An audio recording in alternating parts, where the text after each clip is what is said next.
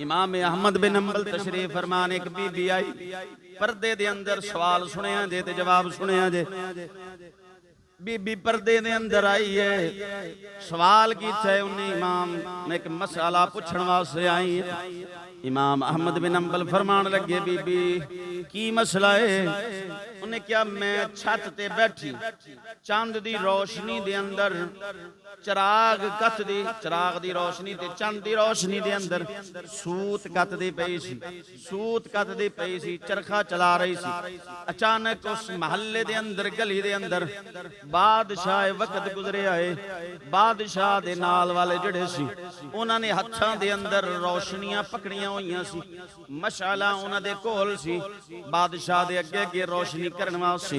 जदों मेरे मकान दे बराबर पहुंचे ने, उन्हां दी रोशनी मेरी छत ते पैनी शुरू हुई है।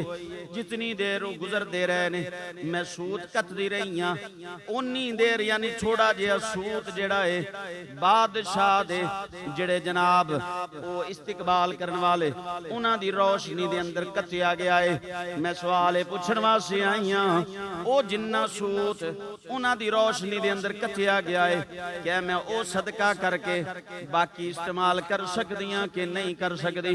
इमाम अहमद बिन अंबल फरमाया, बीबी कौन है? उन्हें अर्ज की थी, बिशर हाफी रहमतुल्लाह अलैह दी हमशीरा वा। आपने फरमाया, नहीं नहीं, फिर इजाजत नहीं, फिर सारी रात दे अंदर जड़ा सूत कतिया है, सारे दा सारा तेनू सदका करना पेगा। सारी रात बेटे ने आख्या, अब्बा जी एडा सख्त मसला, चलो तुसी कह सकते सी कि जिन्नी देर सूत रोशनी च कथिया है, हां जी, वो जायज नहीं। पर मैं तेनू खबर नहीं, भैन के दी है, किस पर पकीज़ा और परहेजगार बंदी दी हमशीरा है। इन्हां इस घर वालियां दे वास्ते मसला इंज ही है। हां जी, बाबा साहब नूं किसी ने पूछिया सी ना, ज़कात किन्नी? फरमाया, आम बंदियां वास्ते कि वलियां वास्ते? उन्हें कहा जी दोने दी दस दो।